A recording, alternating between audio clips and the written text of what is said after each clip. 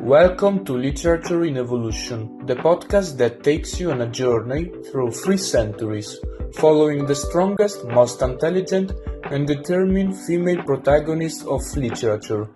Today we will talk about Elizabeth Bennet from Pride and Prejudice, an ironic and independent girl, Lily Briscoe from To the Lighthouse, a silent and thoughtful painter, Hermione Granger from Harry Potter, an intelligent, courageous and activist thanks also to Emma Watson. What unites them? The ability to resist injustices and build one's own identity, each in its own historical context.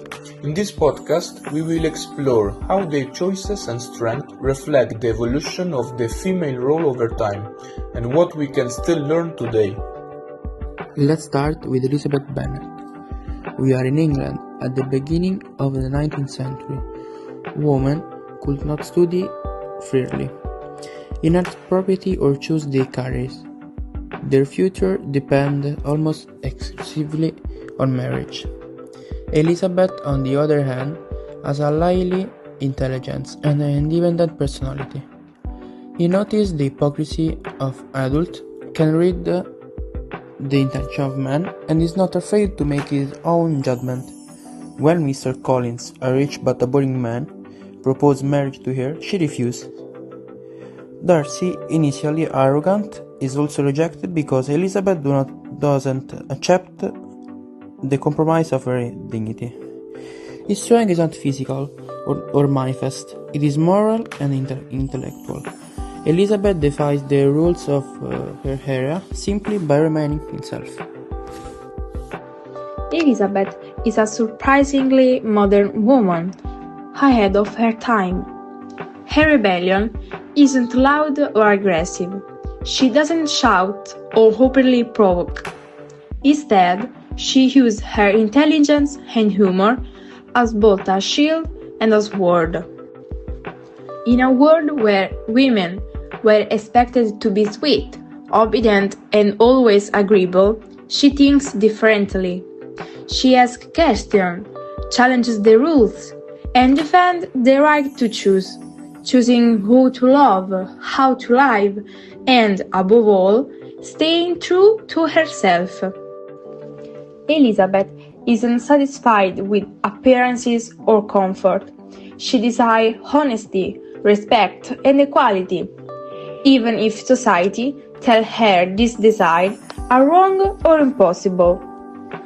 If we imagine Elizabeth today, she will be that girl who responds to sexy comments on social media with intelligence, who turns humor into strength, or who leaves a toxic relationship proudly saying, "I don't bend, I don't fit in, I want respect." Her example teaches us that true female independence isn't just external freedom, but also internal strength, the courage to think for yourself, to speak up, and to say no when necessary.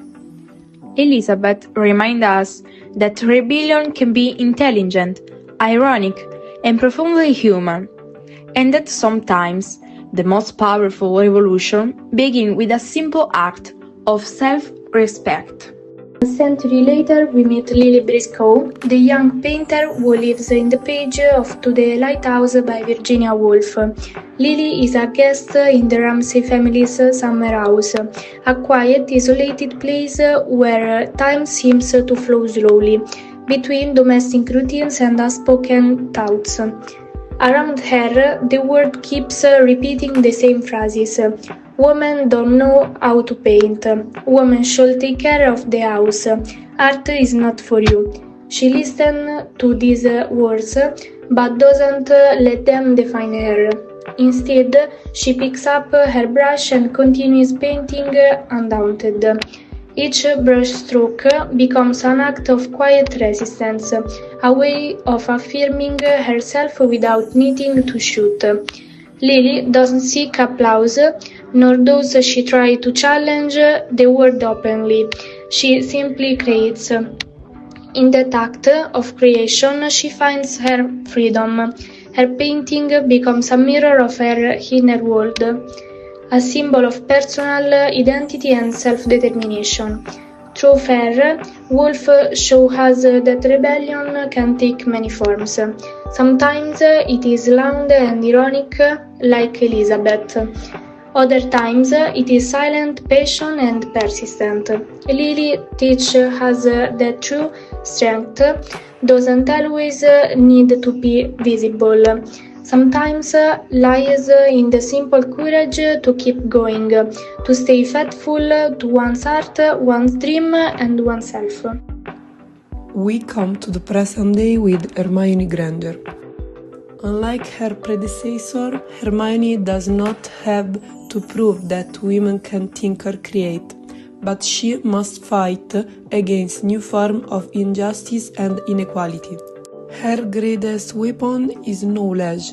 She studies hard, seeks truth, and uses her intelligence not to dominate, but to protect others.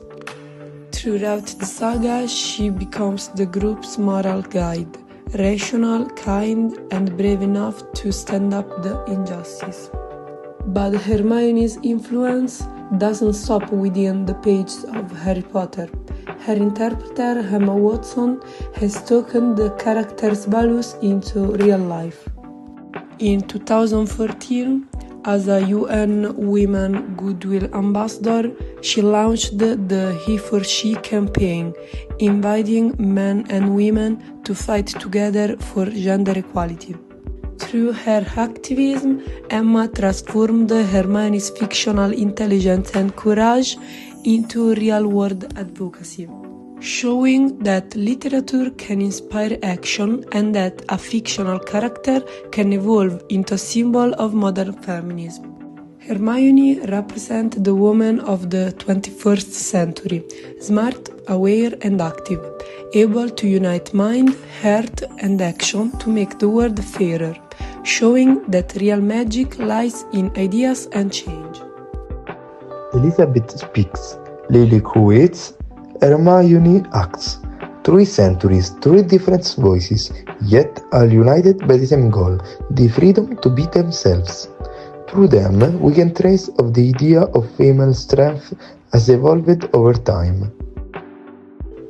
In the 1800s, Elizabeth Bennet defends her moral and intellectual independence with irony and courage. A century later, Lily Briscoe turns silence into creativity. Her art becomes her quiet form of rebellion. And by the 2000s, Hermione Granger transforms intelligence into action, using knowledge to make the world fairer. Elizabeth questions, Lily creates, Hermione transforms. Together, they build a bridge between thought, expression, and action. 3 ways of resisting, 3 ways of existing. And now, let's turn the question to you. Who do you feel closest to? Are you an Elizabeth, ironic and fearless, a Lily, silent but determined, or a Hermione, ready to turn ideas into change? Whatever your answer, remember this, literature doesn't just tell stories, it teaches us how to understand ourselves and how to shape the world around us. Thank you for listening to our podcast, The Evolution of the Role of Women in Modern Society. See you on the next episode.